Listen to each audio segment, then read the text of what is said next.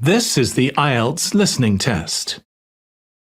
You will hear a number of different recordings and you will have to answer questions on what you hear. There will be time for you to read the instructions and questions, and you will have a chance to check your work. All the recordings will be played once only. The test is in 4 parts. At the end of the test, you will be given 10 minutes to transfer your answers to the answer sheet. Now turn to Part 1. Part 1. You will hear a telephone conversation between a male insurance agent and a female client who wants to make changes to her policy. First, you have some time to look at questions 1 to 5.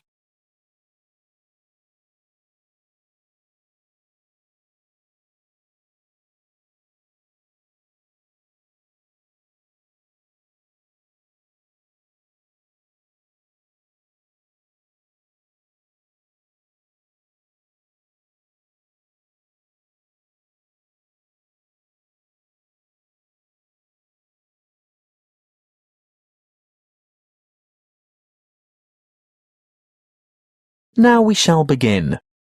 You should answer the questions as you listen, because you will not hear the recording a second time. Listen carefully and answer questions 1 to 5. Good morning, Tauber Insurance Company. How can I help you? Good morning. I want to alter my insurance policy. Is that for your house, contents or vehicle? My vehicle. Can you give me the number of the policy, please? Certainly, I have it here in front of me. It's ZQW 5009. And what make and model of car is it? It's a Mazda Marvel. And what's the CC rating? Sorry, what do you mean? How big is the engine? Is it 1,500 or 1,800 cc, for example? Oh, that. It's actually much bigger than that. It's 2,500 cc. Thank you. Now, I just have to ask you a few questions to verify your identity. What name is the policy under? Heathcote. Let me just bring that up on the computer. Yes. Can I just confirm your first name, please? Well, my first name is Lisa, but I'm known by my middle name, Marie.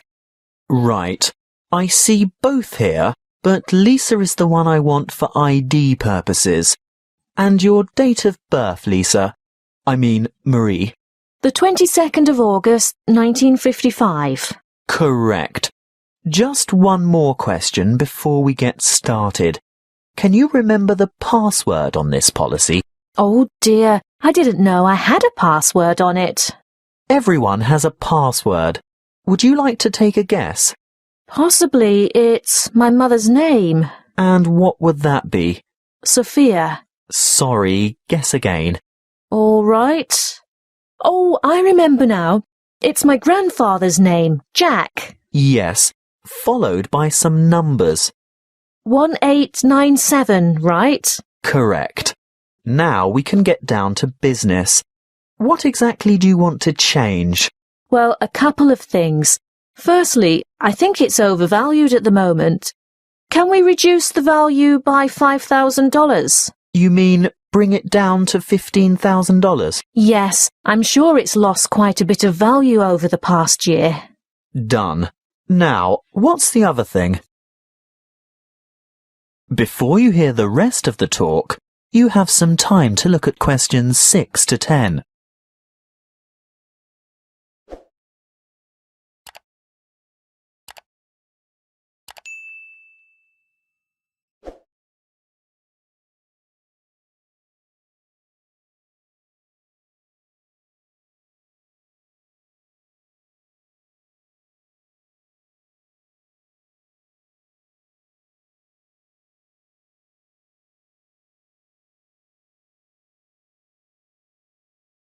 Now listen and answer questions 6 to 10.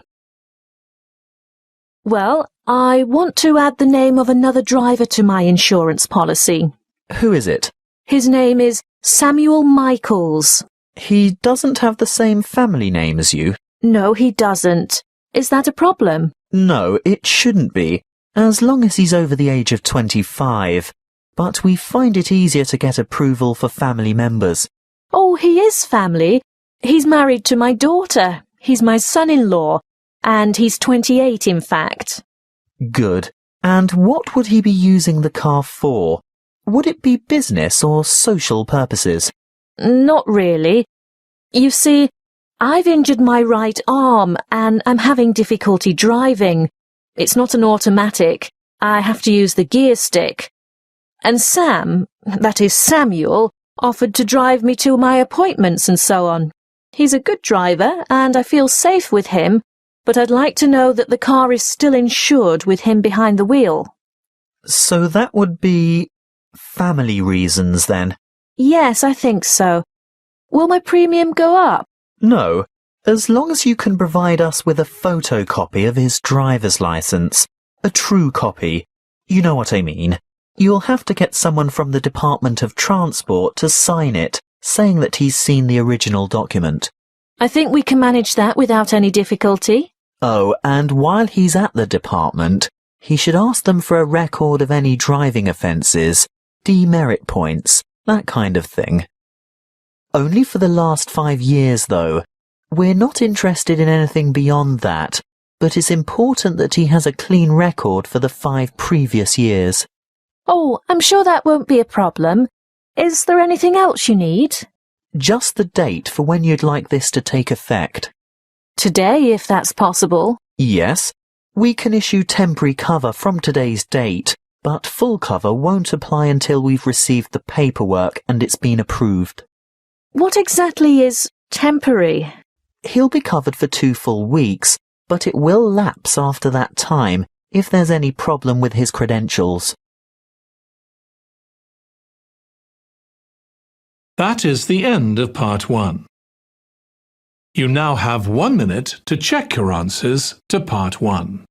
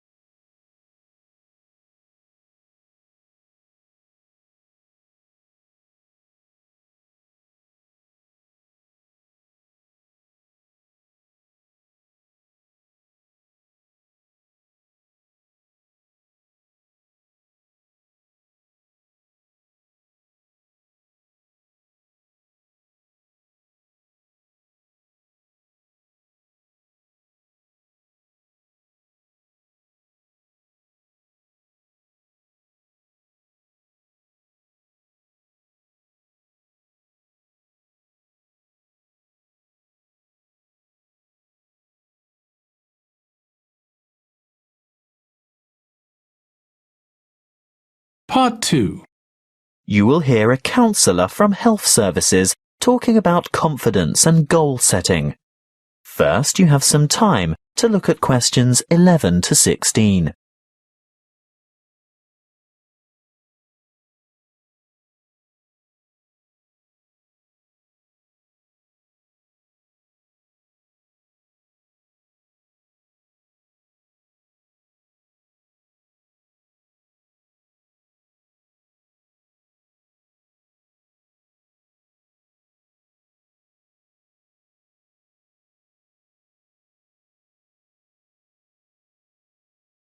Listen carefully and answer questions 11 to 16.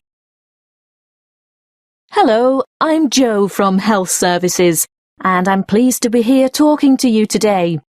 You've come here today to learn more about gaining confidence and setting goals.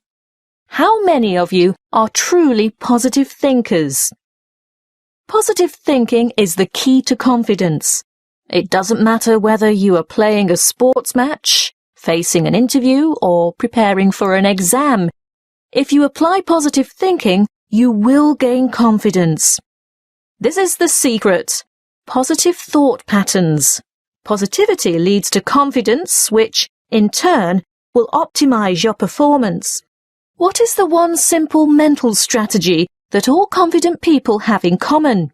They concentrate on success. But don't they ever fail?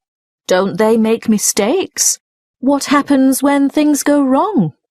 The crucial difference is that they don't dwell on failure. Everybody makes mistakes. How else do we learn? Rather than giving up or becoming depressed, the best strategy is to register the mistake, note what went wrong, and determine what would have been a better way to act or what could have been done differently in order to achieve a more successful outcome. Then move on. Yes, erase the negative emotions. Allow those memories of defeat, frustration, or dissatisfaction to fade and move forward. Negativity erodes confidence. You need to put aside your disappointments and focus on successful outcomes. Oh, it's not that easy, I can hear you saying. Well, no, it's not easy to forget failure, but no one ever fails completely, so congratulate yourself on the areas where you did do well.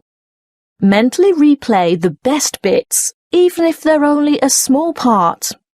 Now, there are 2 more things you need to do. Firstly, rehearsal. Yes, you heard me. Rehearsal.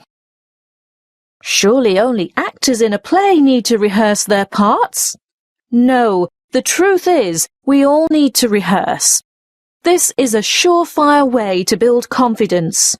Before the match, presentation, the exam, or whatever, imagine yourself performing successfully in that particular situation. And here's the second tip. Look confident. That will always give you an extra physiological advantage. So you can see that mind and body work together on this. You have to think and act positively. Let's talk a bit more about how to look confident. If you have to overcome a challenge, get rid of that anxious expression and rigid posture, those downcast eyes and nervous gestures. Even if you don't feel very self-assured, you can still give the appearance of confidence. Stand tall, hold your head up, make full eye contact, and keep an open expression. Replace the frown with a smile if you can manage it. And those hunched shoulders? Relax those shoulder muscles. If you need to, take a deep breath and stretch to release pent-up anxiety and tension. What if you have to make a difficult phone call, for example? Nobody can actually see you, so does it matter what you look like? Yes, it does. Practicing positive body language will help you cross the threshold into a confident mood. Before we move on to talk about goal setting, it may surprise you to know that once you have set a goal in life, the brain responds with a burst of activity, which we experience as... That's right, happiness. And what happens when the goal is achieved? Yes, there is another burst of activity and another feeling of happiness. Before you hear the rest of the talk, you have some time to look at questions 17 to 20.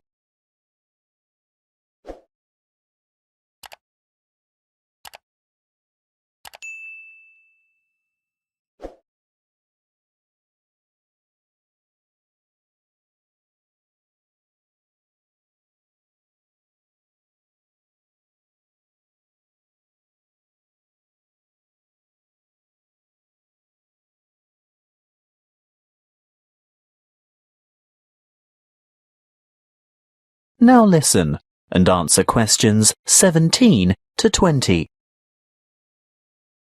As you can see, the recipe for a happy life is to maintain a positive attitude and keep setting and achieving your goals.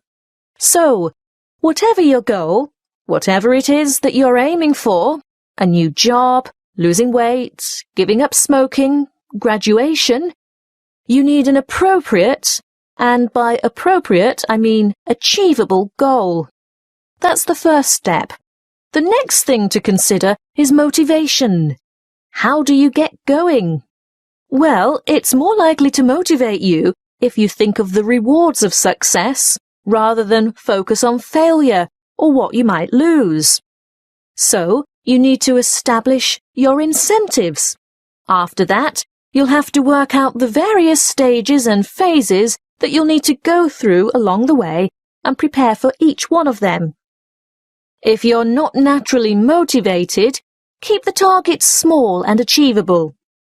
But it really is important to ensure you collect the resources to accomplish the various steps. If you have performed that particular task before, you may already have the resources, or at least know where to get them from.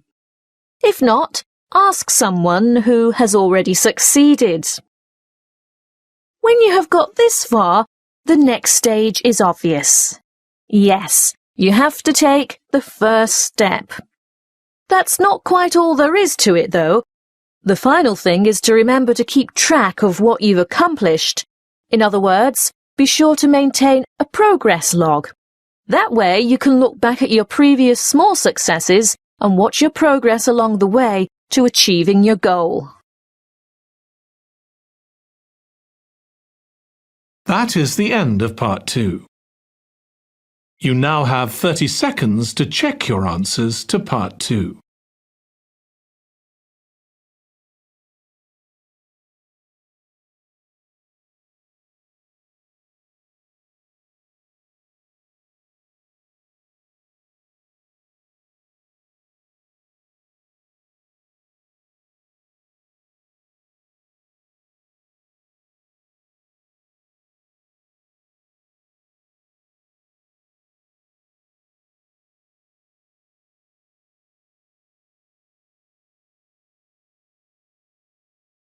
Part 3. You will hear a conversation between two students and their professor, who is asking them to organise a panel discussion for an upcoming conference. First, you have some time to look at questions 21 to 23.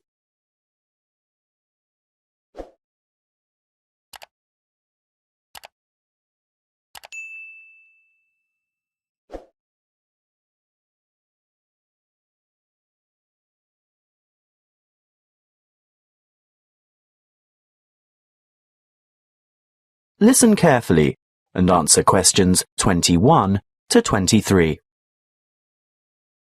Come in and sit down, Louise, Stuart. I suppose you're wondering why I've asked you both to come here today. Well, we've heard rumours. Forget the rumours. I'll get straight down to business. You know that I'm organising a conference on 17th century English literature? Yes, but... Well, I've arranged for 3 keynote speakers, and I've invited 25 panelists so that we can have 5 panel discussions. And I want you two to organise one of the panel discussions. But we haven't done that before. Is it like a team presentation? No, the purpose is quite different. In a team presentation, the group presents agreed-upon views, as you have both done at the end of a group project. Yes. Well, in a panel discussion, the purpose is to put forward different views. We want to expose the audience to several different viewpoints at the same session. It can help the audience evaluate their own positions regarding specific issues, and if it's well conducted, it's usually more interesting than a single speaker forum. Before you hear the rest of the conversation, you have some time to look at questions 24 to 30.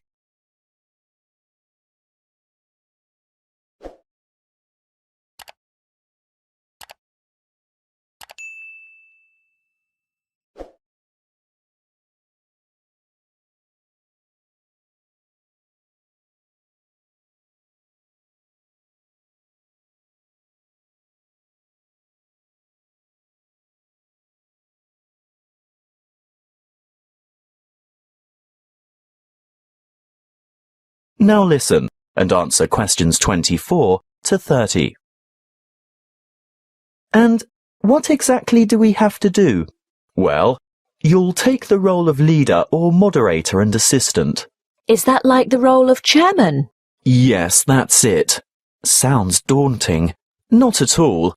I've already done a great deal of the preparation myself. Let me run through the procedure with you. I've singled out an issue that will entail quite some conflict of opinion. I've selected panelists who are well informed and will probably have contradictory points of view. That's very important, you know. Actually, I feel a bit nervous. How many panelists will there be? Well, I've invited 5 panelists for each panel because that's probably the maximum number that an inexperienced moderator can handle. But don't worry, I always invite more than we need because you can be sure someone won't be able to make it. So you'll probably just end up with 4, which is a very manageable number. Oh, I see. And I've chosen a moderator. That's you, by the way. Ah, but Stuart will help, right? Yes. I'll get on to timekeeping and whatnot shortly. That's where an assistant is indispensable. But what procedure do we follow to conduct the panel discussion? Don't worry. I was just about to say, I've also settled on the format. What is it? There are various formats that can be followed, but I've always found this one to be very effective. Yes? Okay. Make some notes on these guidelines as I run through them and ask me questions about anything you don't understand. We're ready? Firstly, the moderator introduces the topic and the panelists. But we don't know who the panelists are. Don't worry. I've prepared a short biographical introduction for each one of them, and I'll give you that information tomorrow. Oh, good. Next, the panelists are given a set amount of time to present their views on the topic. I'd say about 2 minutes each should be sufficient. Now, this is where Stuart's timekeeping is going to be important.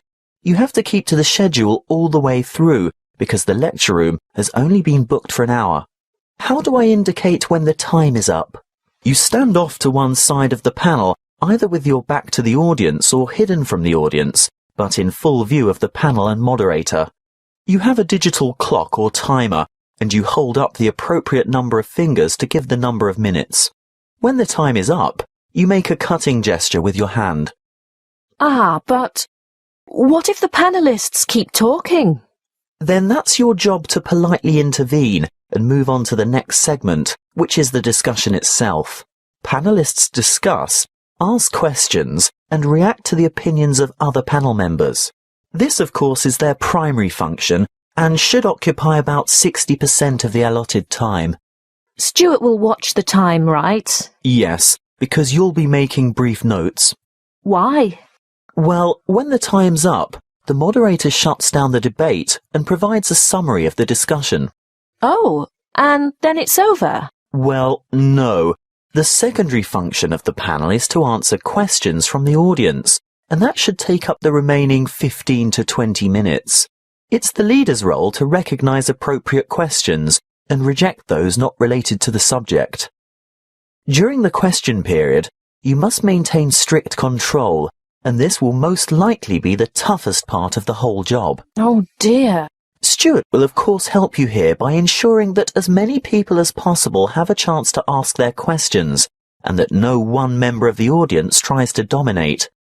With about 5 minutes to go, he'll announce that there's time for only a couple more questions, then announce, last question. And then it's over? Not quite. You still have to acknowledge the involvement of the panelists and invite the audience to thank them with a round of applause. Should I clap too? Yes, you should both take part in the applause.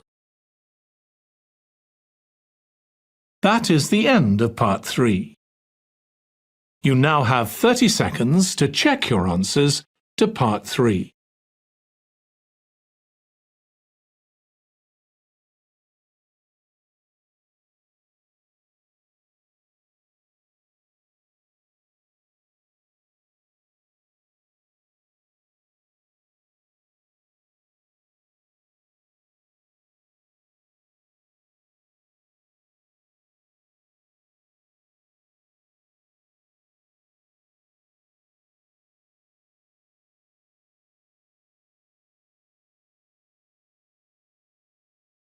Part 4. You will hear a talk on hydroelectric power. First, you have some time to look at questions 31 to 40.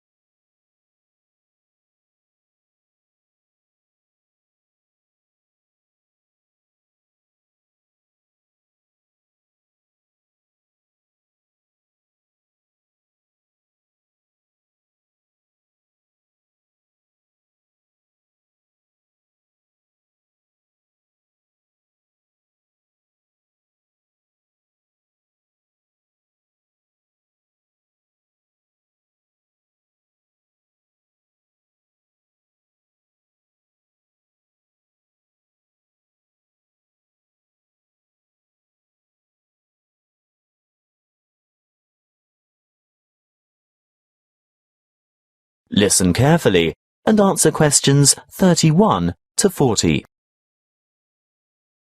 Welcome to our series on renewable resources.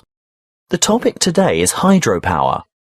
As you most probably know, hydro means water, so we are talking about using water to generate electricity. Of course, there are many ways to generate electricity, but hydropower is important to the community, firstly and obviously because it's renewable. The Earth's hydrologic cycle of constant evaporation and transpiration provides a continual supply of water from rainfall and snowmelt. The second point to consider is its efficiency. Hydropower plants are able to convert approximately 90% of the energy from the falling water into electric energy, whereas many fossil-fueled plants lose more than half of the energy content of their fuel by way of waste heat and gases. For this reason, they are very efficient. Hydropower is also clean. It doesn't emit harmful gases that contribute to air pollution, acid rain and global warming.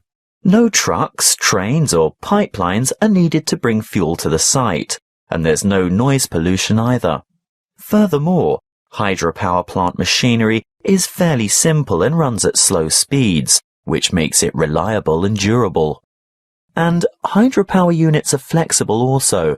They have the ability to start quickly and adjust rapidly to changes in demand for electricity, thus enabling them to meet peak loads. But this also allows them to serve as reserve capacity and bring more stability to the power system overall.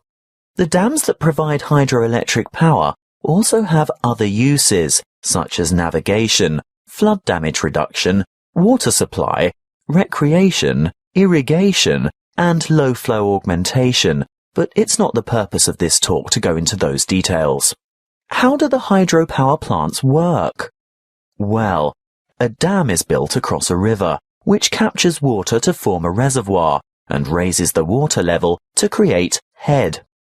Think of head as the vertical distance that the water falls as it passes through the dam. In other words, the difference in water level between the reservoir behind the dam and the river below.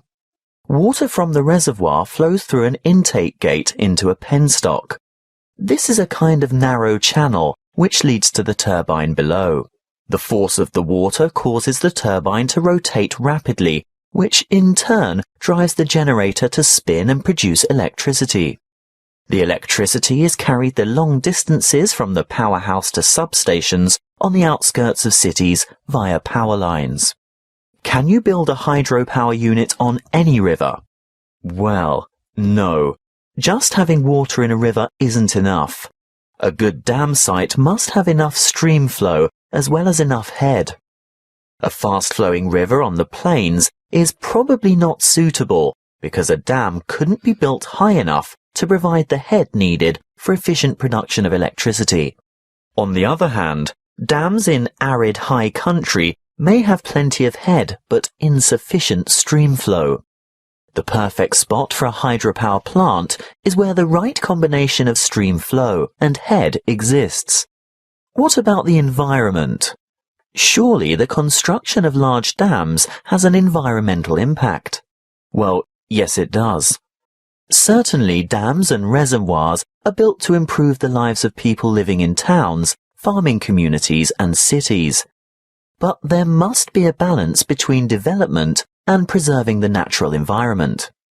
Needless to say, the natural river environment is changed, which leads to changes in river ecology and aquatic habitat. Sometimes, for example, dissolved oxygen levels below dams get so low in summer that there is a negative impact on aquatic life. These levels can be improved, however, by using special aerating turbines and/or injecting oxygen directly into the stream flow. In order to protect and improve the habitat for endangered and other species of birds, fish and water life, there needs to be a thorough review of operating plans to see if a better balance can be achieved. Hydropower plant design and operation must not only meet the needs of consumers for electricity, but work hand in hand with agencies whose concern is for the fish and wildlife, water quality, and water supply. That is the end of Part 4. You now have 1 minute to check your answers to Part 4.